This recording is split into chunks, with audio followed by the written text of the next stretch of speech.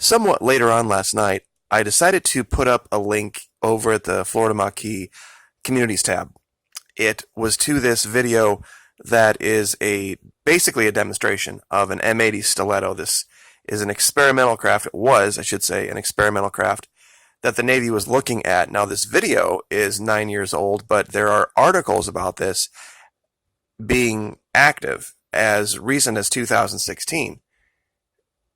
I first saw the Stiletto when I was researching the issue with the Fitzgerald. And watching this animation that I'm about to show, something really struck out at me about something else we were talking about. Of course, Venezuela. And now that we have these issues going on over in the Middle East with sabotage, and this Coast Guard cutter that mysteriously wandered all the way away from Florida and into Venezuelan waters for no real apparent reason, I'm wondering if this isn't so experimental anymore. And this is something that they are attempting to use. When you look at this animation, there is only one place in the world that matches the background in the animation. And I actually have Google Earth Pro pulled up to show you this. So without any further delay, let me play this. Seaborne SOF insertion. Our first operational scenario involves a classic covert SOF insertion. For this mission, Stiletto's loadout can be tailored to include one 11-meter rigid hull inflatable boat, or RIB, to support a 12-man SEAL team and 4 Silver Fox unmanned aerial vehicles. Before Stiletto, surface SEAL team insertions were made by closing with a large amphibious mothership within 35 miles or so of the target. Okay, I just want to stop right there. What they're showing is a mothership and this RIB. But look very closely. We're going to see this up close pretty soon here. A mountain range right next up to the coast. And then having the team pound into the beach in the 11-meter RIB.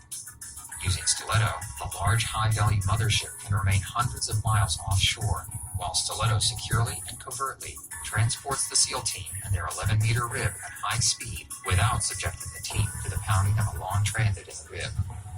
While en route, Stiletto can launch UAVs to fly ahead and scout a target area. Okay, once again, now we're up close. We see this giant mountain range right by the water. As they proceed in towards their objective, the SOF team can use port and starboard mission planning areas aboard Stiletto to review maps and view real-time UAV intelligence. Under cover of darkness, Stiletto can deliver the team to within a few miles of the target, be it a coastal missile battery, WMD storage facility, or hostage rescue site. As the mission progresses, Stiletto can serve as a C2 center, coordinating team communications and intelligence from the UAVs and other sensors. Once the mission is complete, Stiletto can retrieve the team and the RIB. A helicopter can extract rescued hostages as Stiletto returns to its amphibious mothership over the horizon. Okay, I'm going to stop it right there. Now this is just situation 1. Now let me pull up Google Earth Pro and show you something. Does this look familiar? I'm going to pan over here a little bit. This is a mountain range right next to the water. This is a military area right here. Now let me zoom out and show you where this is. You ready for this?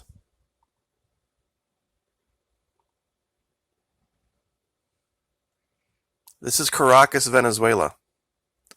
Right here. And literally, 10 years ago, they were doing an animation on a vessel that literally, there's all sorts of military assets right through here. In fact, this is an airfield, like what they were talking about. Right here. Now, it gets better. There's actually another spot in Venezuela that matches one of their other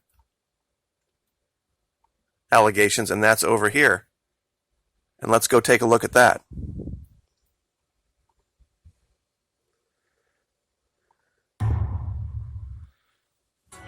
Our next operational scenario examines a complex coastal and riverine command and control mission. For this mission, Stiletto's loadout can be tailored to include 2 3-meter unmanned surface vehicles stored in the central part of the cargo bay in lieu of the 11-meter RIB, and 4 unmanned aerial vehicles for broad area surveillance.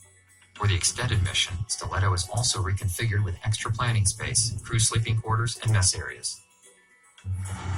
With its unmanned aerial vehicles, and from a distance offshore, Stiletto can monitor the entire operational area. As a C2 command center for half a dozen 11-meter patrol boats, Stiletto can maintain broad area surveillance of the harbors, oil refineries, offshore oil rigs, and commercial waterways to be Offshore oil rigs and oil refineries. That really narrows it down. protected. When close-in surface coverage is required, the unmanned surface vehicles can be launched from Stiletto.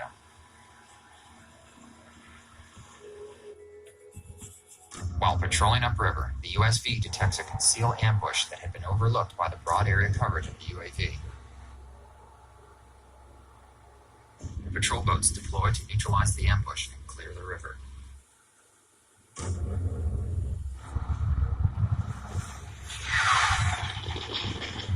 Now let me back up real quick here, because as these guys come in, look in the distance.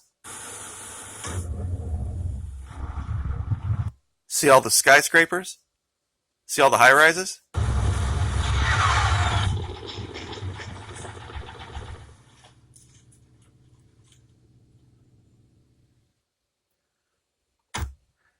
Okay, we'll get to this third one. This is where they actually use this to interdict a ship at sea.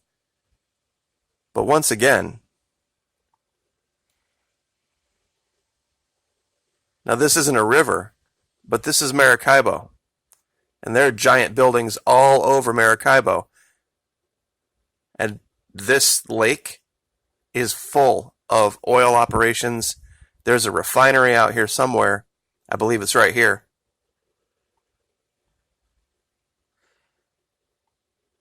And even over here, this is all exactly what that animation was showing. They were literally showing the technique and the tool that they were going to use when they invaded Caracas, Venezuela. And I haven't covered it yet, but someone has told me that there's actually a video game that someone created where you actually go in and depose the leader of Venezuela. That it's virtually identical.